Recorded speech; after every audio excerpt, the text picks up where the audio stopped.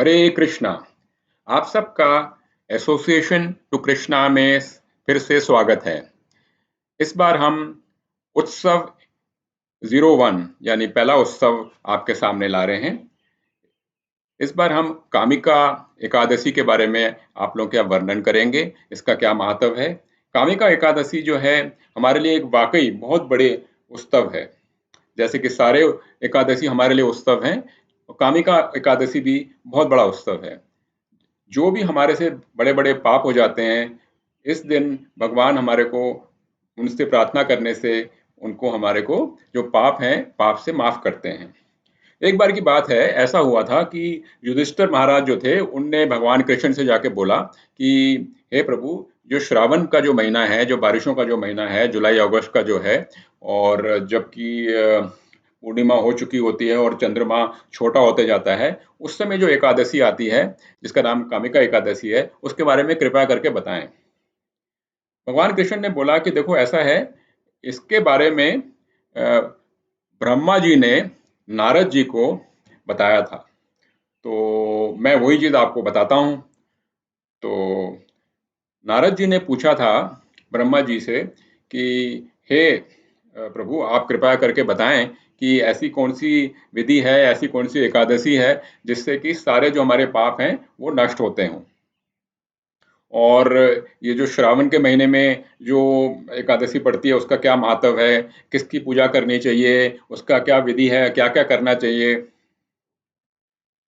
तो ब्रह्मा जी ने कहा कि आप को मैं ये जो कथा बता रहा हूँ, ये सारी चीज़ें बता रहा हूँ कामेकी एकादशी के बारे में, इसके बारे में आप ध्यान से सुनेंगे तो आपको इसका बहुत ही ज़्यादा लाभ मिलेगा। तो उन्होंने कहा कि कामिका एकादशी वाले दिन में आपको विष्णु भगवान यानी कि हरि यानी माधव, उनकी प्रार्थना करनी चाहिए।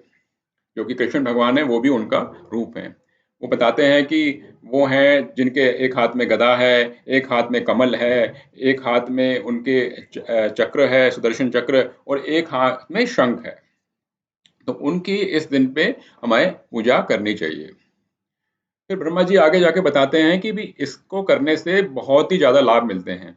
वो कहते हैं कि अगर आप विष्णु जी, हरि जी की आप पूजा करते हैं इस दिन में, तो ये आपको जो लाभ मिलेगा वो उससे भी ज्यादा है कि अगर आप काशी में जाके गंगा जी के अंदर स्नान करते हैं, या आप पुष्कर में जाके स्नान करते हैं, उससे भी ज्यादा मिलेगा। या आप कुरुक्षेत्र में जाते हैं और वहां पे आप स्नान करते हैं जबकि सूर्य ग्रहण होता है या चंद्र ग्रहण होता है, उससे भी आपको ज्यादा लाभ मिलता है अगर इस दिन आप एकादशी का पालन करते हैं।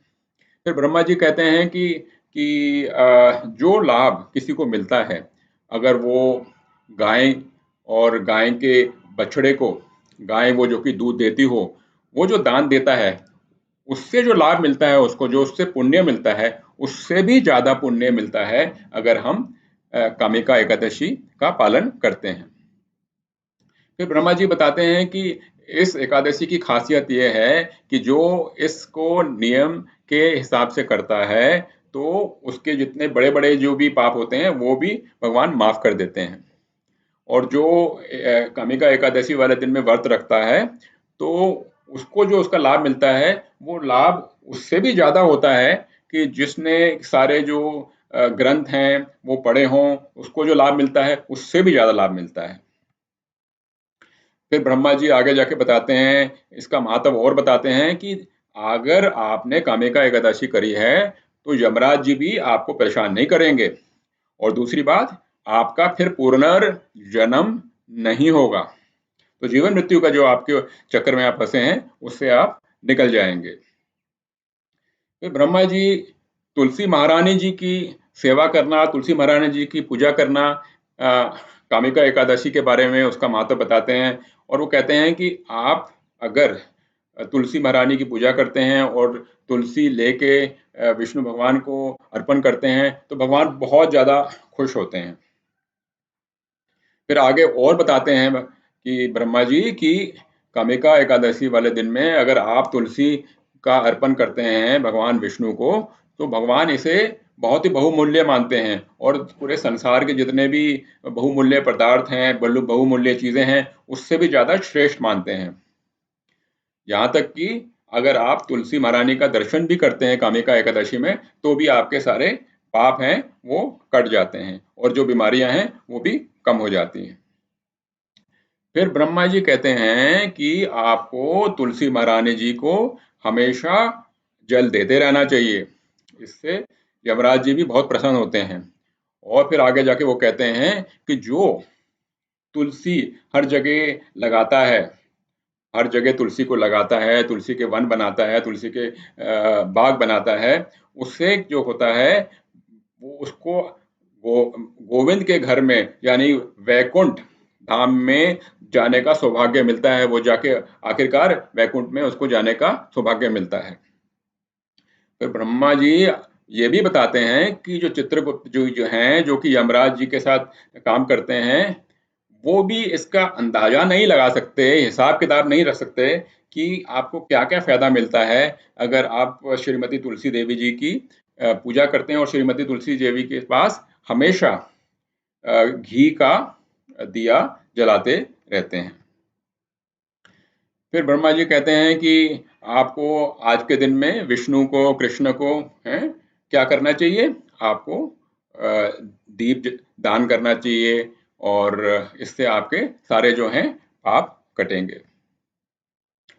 आखिरकार ब्रह्मा जी एक बहुत ही बड़ी बात कहते हैं। वो कहते हैं कि अगर किसी की ब्राह्मण हत्या भी उसने कर दी हो या कहीं गलती से कोई शिशु जो कि गर्भ में पल रहा हो उसकी हत्या हो गई हो, तो उससे भी बचने के लिए आप अगर भगवान से माफ़ी मांगते हैं कामिका एकादशी वाले दिन में, तो भगवान आपके जो पाप होते हैं उसको माफ़ करते हैं। तो ये हमने आज इसके बारे में वर्णन किया कामिका एकादशी के बारे में। आप लोग इसको ज़रूर कीजिए, नियम के हिसाब से कीजिए, जिस तरीके से ब्रह्मा जी ने नारद जी को बताया और यही चीज़ कृष्ण भगवान ने युधिष्ठिर जी को बताई। हरे कृष्णा।